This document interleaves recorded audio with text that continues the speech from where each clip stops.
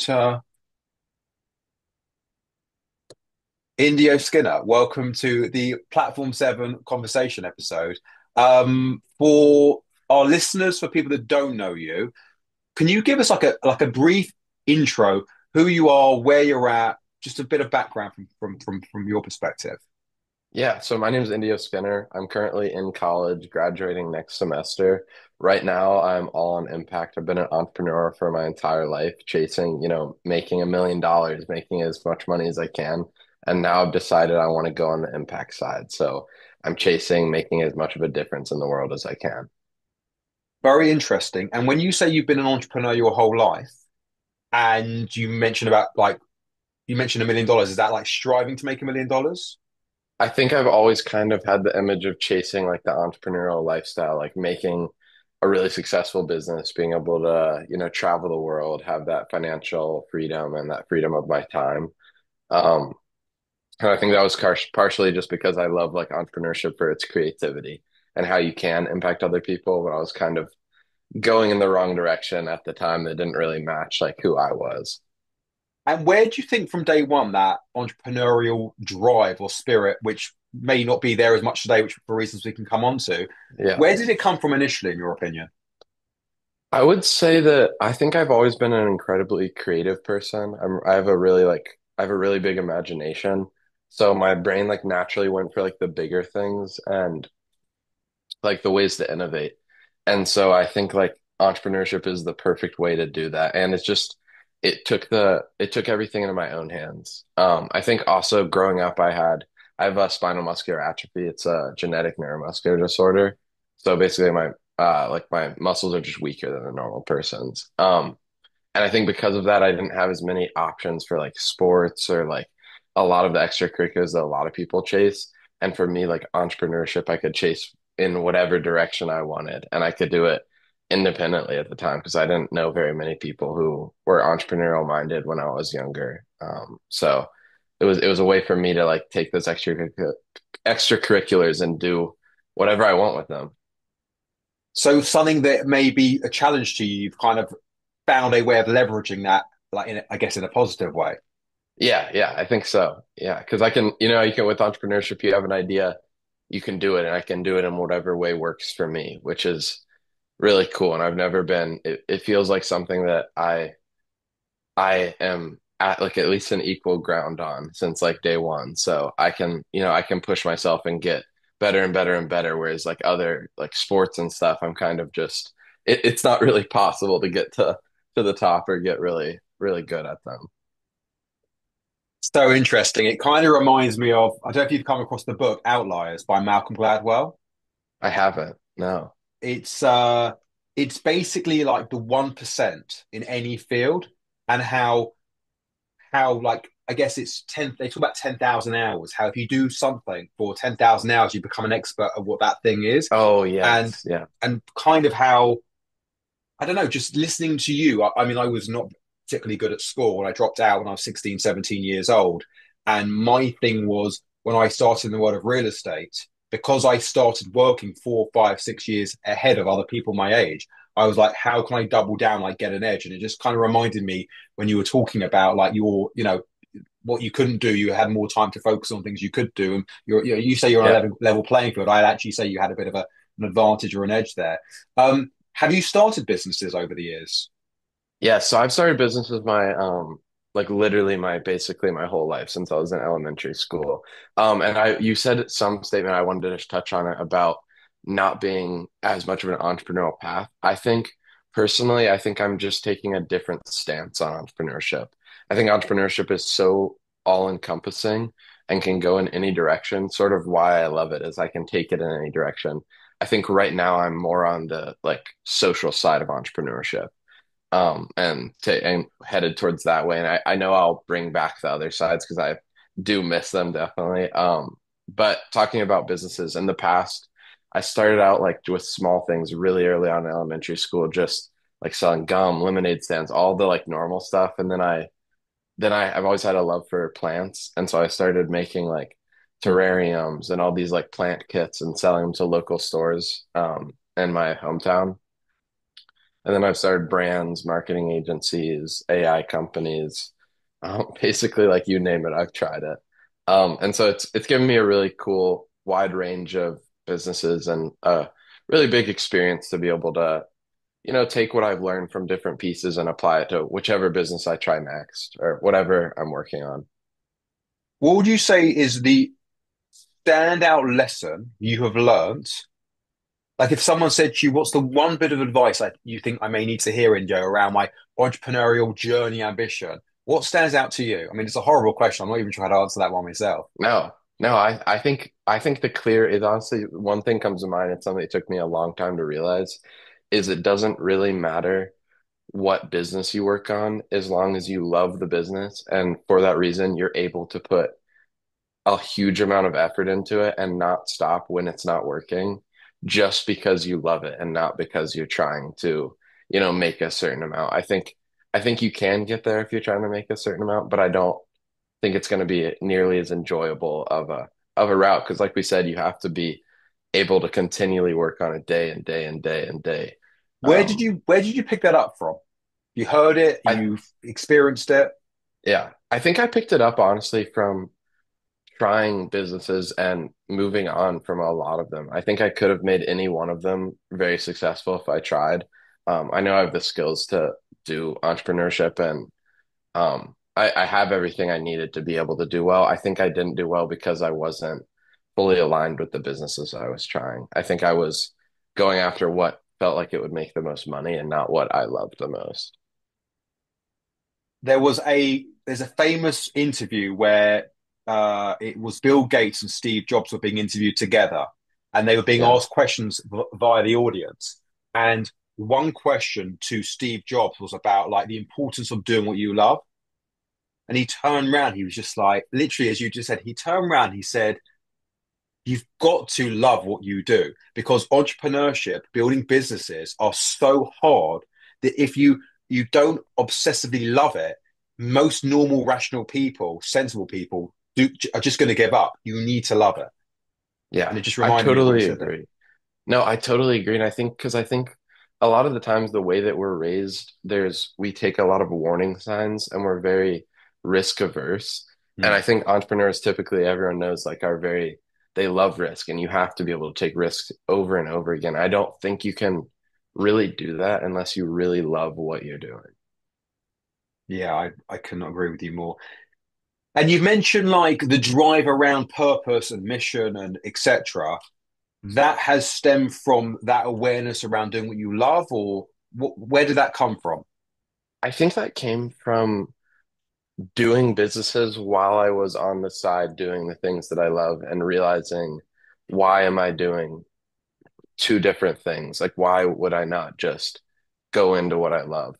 I think like I've always been the type of person who's like, right now I have the prime time while I'm in college or I'm in school is like a really awesome time to work on businesses because you're in kind of an in-between of like real life and like still having support from school or your parents or whatever it Sure. is.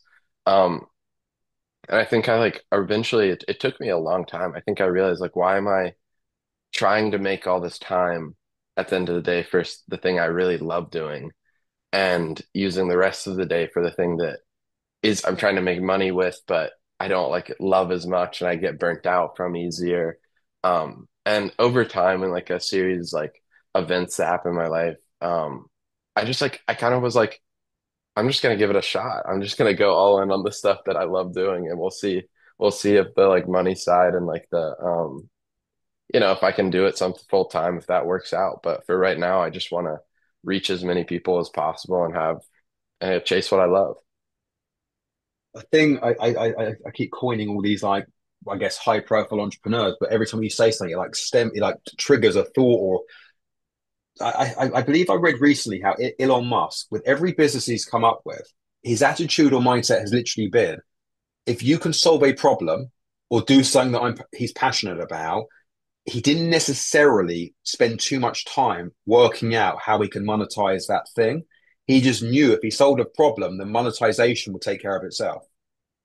Yeah. I'm a huge believer. I will always tell someone every time I meet someone, if I get any sense that they're doing something because they like feel like they need to make money versus like what they love doing.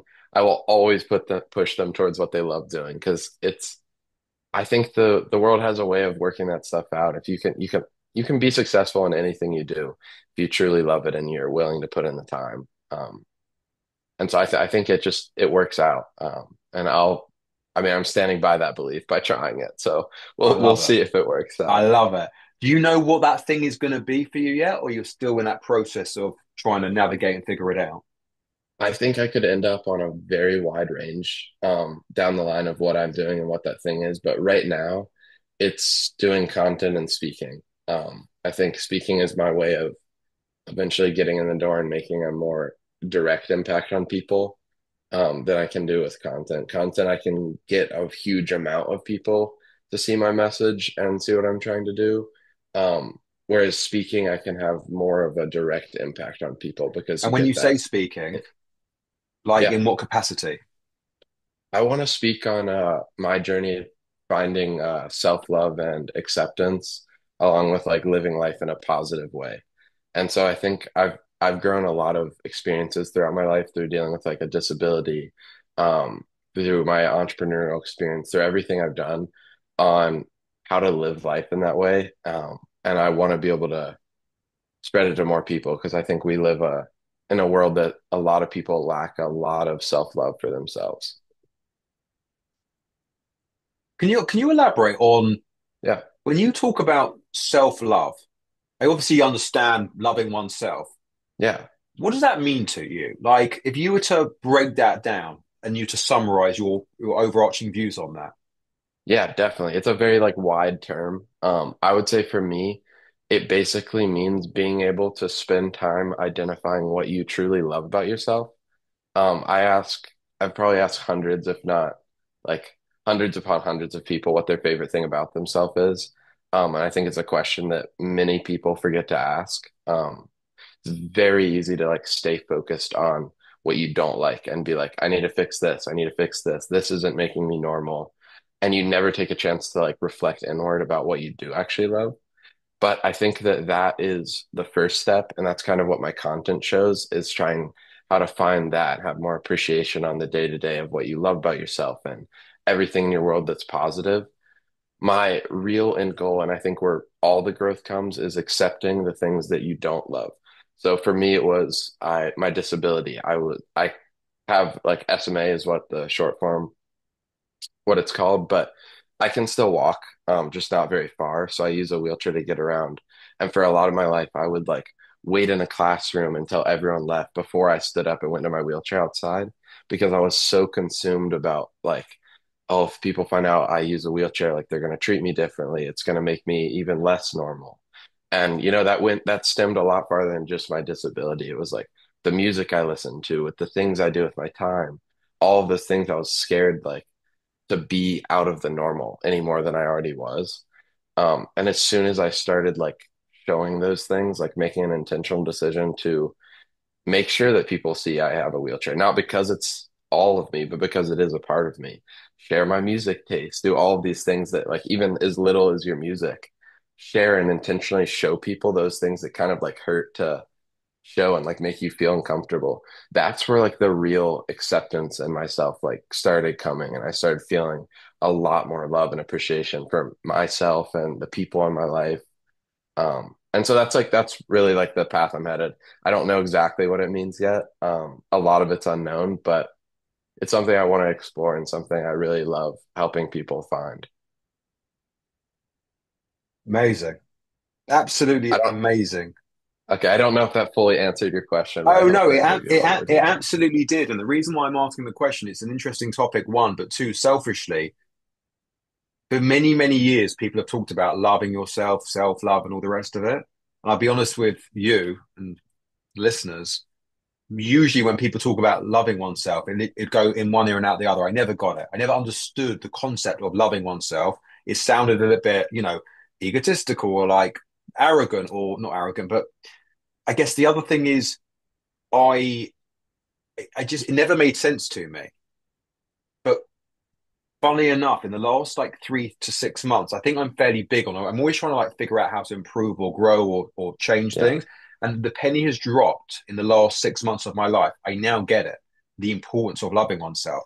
And and funny enough, I was at some event a few weeks ago, and at the end of this, like a meditation event, and they actually said at the end, "Does anyone want to share stuff?" And I was like, people were like going around, and I could not believe what came out of my mouth. I was like, I just had this like realization that talk about self love and loving oneself. Like, if you are like, I don't want to sound all preachy or whatever. This is like how I deliver No, that. I I was love just it. like, Yeah. the Yeah. reality is, the lesson I realized in the last few weeks and months is, if you don't love yourself, like you can't really. Yes, we may be fortunate, blessed, lucky to have family, friends, loved ones love us, but you've got to be nice to yourself. And like the things that started to hit home for me were like, I would never I would never treat other people. I would never treat the people I care about the way I treat myself.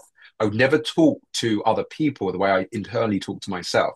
And these are the kind of nuggets that kind of started to land. And as I say, a topic that you're clearly very passionate about has really started to make sense to me in the last couple of weeks or months. And that's why I'm fascinated by it. And I love beyond everything you're saying about what you're doing is it just makes absolute sense. And I started that part of the conversation by asking if you know what that thing is.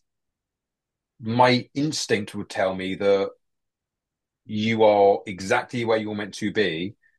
Everything's happening as it's meant to. You are on the right path, and the journey will literally continue to unravel for you. All you've got to do is stay on the right path, and the rest is beyond going to take care of itself. And it's super, super exciting to listen. One of the reasons why I was super interested in having this conversation when you mentioned about purpose and passion, like that's a very unique thing. So many members of our platform seven, so many young people I work with, like driven entrepreneurship, money, success, etc. And I was no different to that. To meet someone at your kind of age that's so focused on service and impact is very rare and unique. But I think I've just understood why and where that comes from, which is incredible.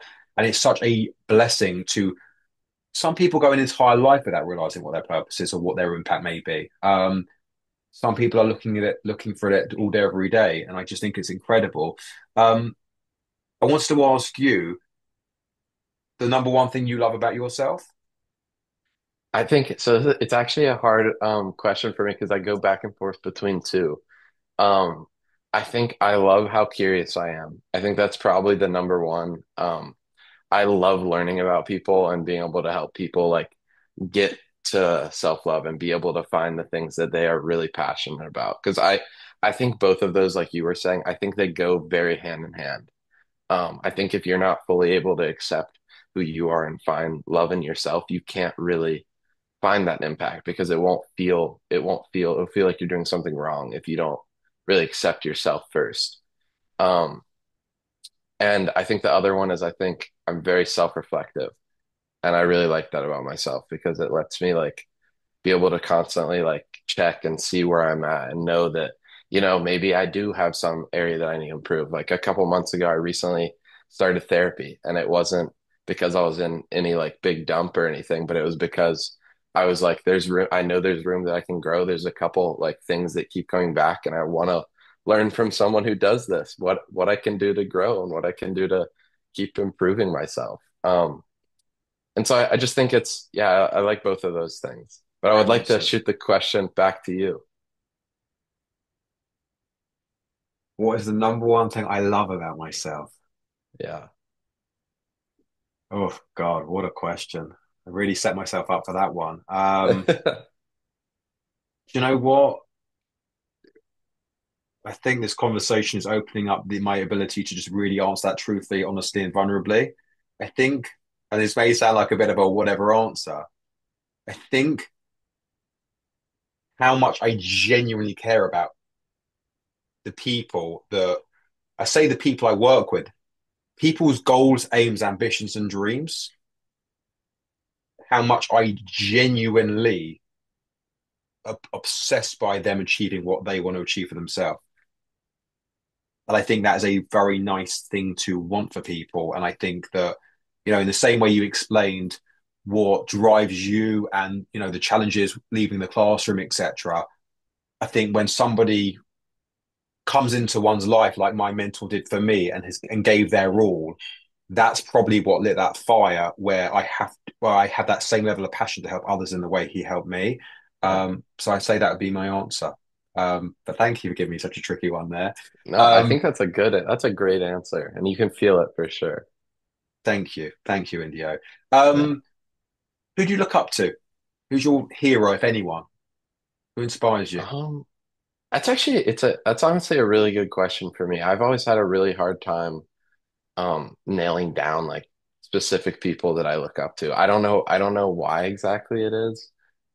I think it's based around like I don't know exactly where I'm going. And so it's hard for me to find people to like directly lock on and be like, I love this person. I'm also really bad with like remembering names of people. Like I definitely know I aspire to a lot of people, but when I'm looking at like celebrities and people who have done things, I those names don't like lock in for me. I lock in like names that are of people close to me. But one that really comes to mind is I think I can't remember the exact name of her channel, but it's a YouTube channel. I've drawn a lot of inspiration from it. I think it's or I could send it later. I would send it to you later. But she basically at the core of why I like it is she does interact with people and she does like with random people on the street and she pulls like what they like similar concepts to what I like. And I think it's really beautiful because everyone from interacting with so many people like I have through content, you just figure out like every single person you interact with and every single person you walk by on the street or you like see at the grocery store that helps you with your car or anything like that. Every single one of those people like has their entire life and they have dreams, they have their aspirations, they have everything that builds their life. And it's just a very beautiful thing when once you realize that each and every person can add something to your life, just like you can add something to theirs. Yeah, I think it's very easy to be like you know in yourself you can add something to other people's lives. Like any person, you can talk with them, you can try and help them. I think a lot of people realize that, but I think a lot of people don't realize that each and every person can add something to your life as well if you're like there to listen. And so I think that's a big part of like where the curiosity comes in. Like I love listening. very cool. Um, we're going to wrap this up shortly, but a few quick fire round questions. Again, if anything, what's the best bit of advice you've ever received? I think the best piece of advice I've ever received is one thing I heard, and it's one of the points where I started changing to more impact. And it was, I got asked by one of my mentors and just friends, like, why I was doing what I was doing.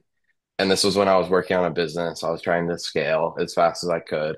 And my only answer that I could come up with was like, I want to make this much money so I can travel, so I can have free time. Like the very typical Sure. answers that entrepreneurs give.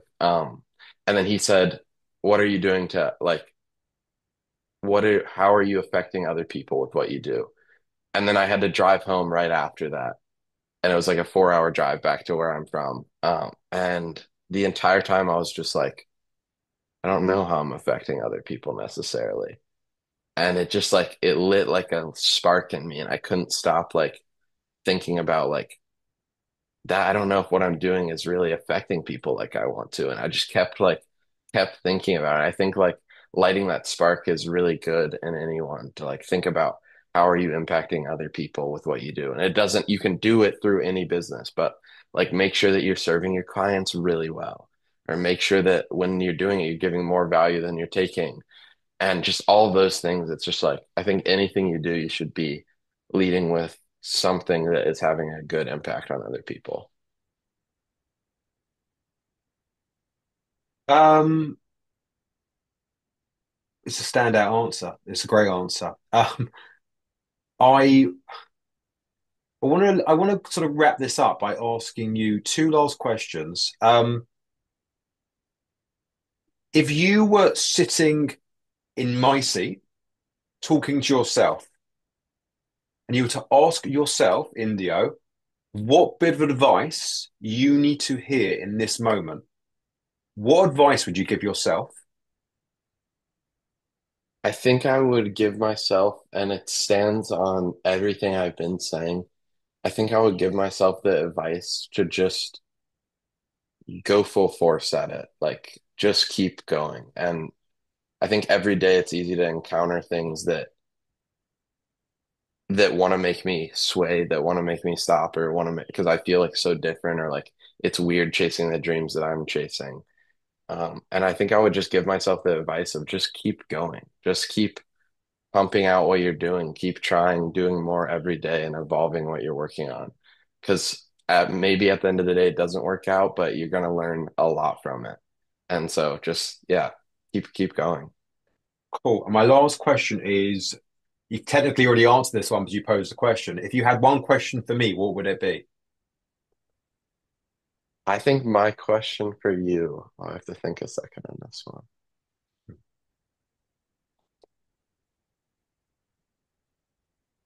I think my question for you would be, what is like the end goal of what you're doing? Like outside of anything, if you were on your deathbed, what would be like the one thing that you want to think back on and be like, I am very proud of this? Um, the answer to that question is I would like to get to the end and I would love to have the feeling and the belief that I helped as many people whilst I was here achieve their version, and I'll stress again, their version of what success meant to them, whether that be a goal, purpose, money, a gift they wanted to bring to the world, etc. That I gave as many people as possible the opportunity to maximize that. That is literally what gets me out of bed every morning. And there we go. And that's how you stay so energized and so interested in what you do because you're going for other people, like what we were saying. It's 100%. the best motivation you can get when you know that you're doing something good for other people and helping other people achieve, what they want out of life. I think that's the best motivator. 100%. Thank you. And just to wrap this up, I usually like wrap up these conversations with maybe some advice or like a thread that I see through one story.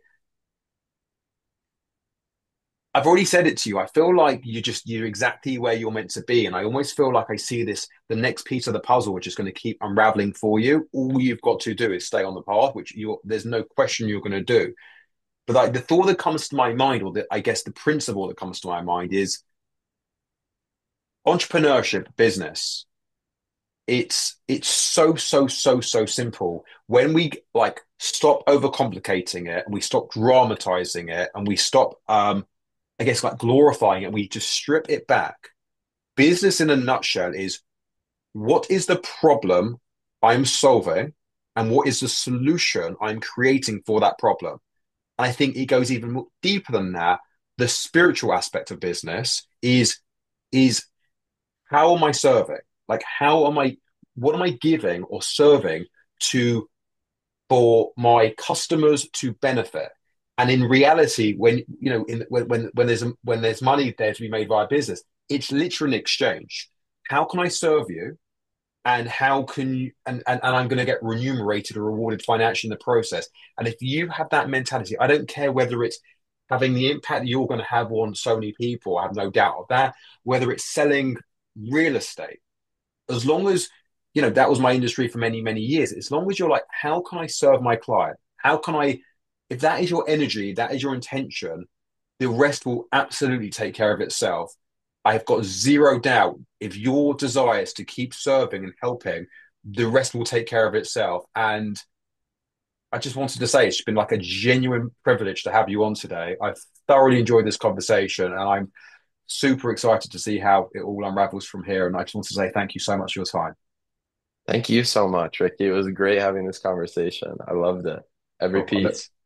I look forward to the next one. Thanks, Indio. Sounds good.